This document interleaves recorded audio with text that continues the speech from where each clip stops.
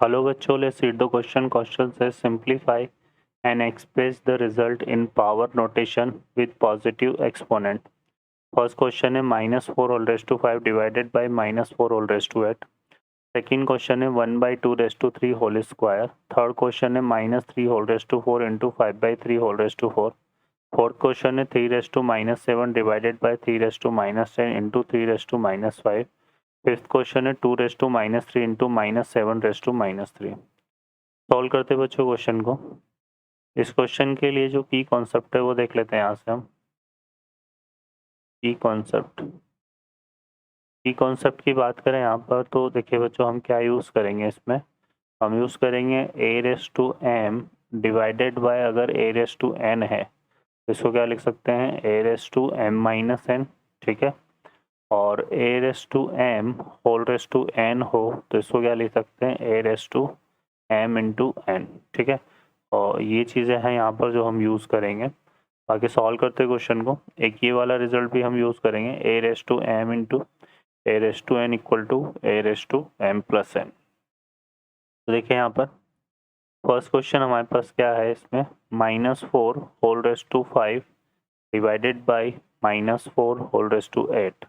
तो ये हो जाएगा हमारे पास -4 होल रेस टू देखो डिवाइड का साइन है तो क्या जाएगा 5 माइनस 8.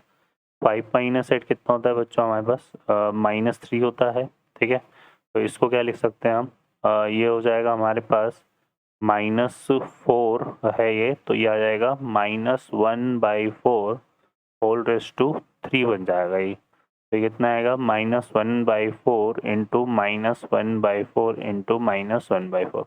-1/4 को -1/4 से करेंगे तो 1/16 आएगा और 1/16 को -1/4 से करेंगे तो माइनस का 1/64 आएगा. तो ये हमारा फर्स्ट का आंसर हो जाएगा. सेकंड क्वेश्चन को देखते हैं यहाँ पर. तो सेकंड में हमारे पास है 1/2 raise to 3 whole raise to 2. तो इसको अगर हम सिंप्लीफाई करें तो यहाँ पर देखो क्या हो जाएगा. इसको क्या लिख सकते हैं 2 रेस टू -3 लिख सकते हैं. ऑल स्क्वायर ये आ जाएगा हमारे पास. अब ये मल्टीप्लाई हो जाएगा तो 3 2 जा 6 और ये माइनस है तो 2 रेस टू कितना आएगा -6. तो ये कितना बन गया बच्चों 1/2 रेस टू 6. अब 2 रेस टू 6 की वैल्यू कितनी होती है 64 होती है तो ये आएगा 1/64 के इक्वल. तो ये इसका आंसर हो जाएगा. थर्ड पार्ट पे आते हैं. तो थर्ड पार्ट में देखो क्या आ जाएगा हमारे पास -3 whole raise to 4 into 5/3 whole raise to 4 है. तो ये क्या लिख सकते हैं इसको देखो -3 होल रेस टू 4 है तो इसको क्या लिख सकते हैं -1 होल रेस टू 4 अलग कर लिया हमने और 3 रेस टू 4 अलग कर लिया. और इनटू यहाँ पे क्या हो जाएगा 5 रेस टू 4 अपॉन क्या लिख सकते हैं इसको 3 रेस टू 4. ठीक है. तो ये आ जाएगा 3 रेस टू 4 से 3 रेस टू 4 कैंसिल हो गया और -1 होल रेस टू 4 1 ही होगा. तो 5 रेस टू 4 को 5 को जब हम 4 टाइम मल्टीप्लाई करेंगे तो हमारे पास एक इसके इक्वल आएगा 625 के इक्वल. तो ये थर्ड पार्ट का आंसर हो जाएगा. अब आते हैं फोर्थ पार्ट पर. ठीक है. तो फोर्थ पार्ट में अगर हम देखें यहाँ से तो हमें क्या दिया हुआ है बच्चों 3 raise to -7 divided by 3 raise to -10 and into में हमें दिया हुआ है 3 रेस टू -5. 3 रेस टू -7 को क्या लिख सकते हैं देखो यहाँ से इसको पहले वही रूल अप्लाई करें तो ये आएगा -7 फिर ये माइनस और ये कितना हो जाएगा -10. ठीक है. फिर इनटू क्या है यहाँ पर 3 रेस टू -5.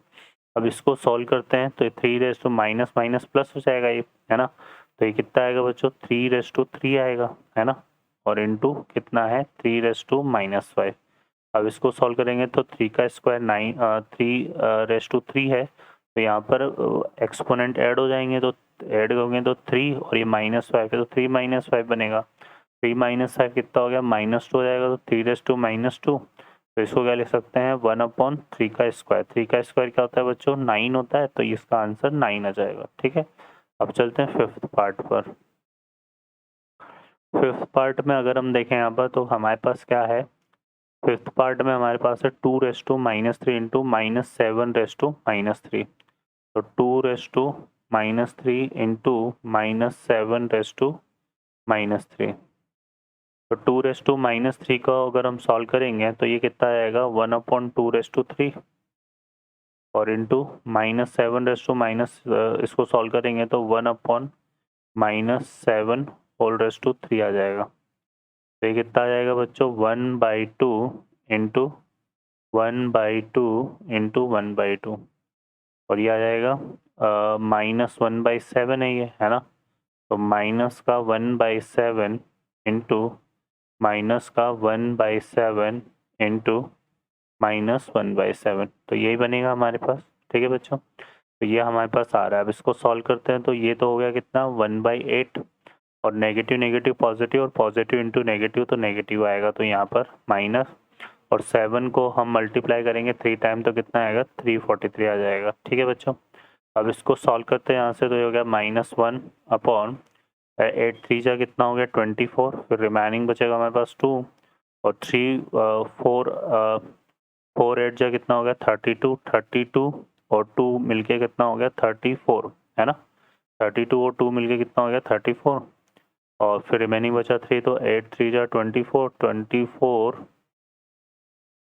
24 और यहाँ से 3 बजाता तो कितना आएगा 27। ओके, तो ये हमारा इसका आंसर बनेगा 5th पार्ट का। ठीक है बच्चों, तो इस तरह से हमारे पास जो फर्स्ट पार्ट था उसका आंसर आया कितना -1/64, सेकेंड पार्ट का 1/64, थर्ड पार्ट का 625, उसके बाद फोर्थ पार्ट का आया 1/9, और फिफ्थ पार्ट का -1/2744। ये आंसर्स हमारे होंगे। ओके बच्चों, I hope you understand well. Best of luck, thank you.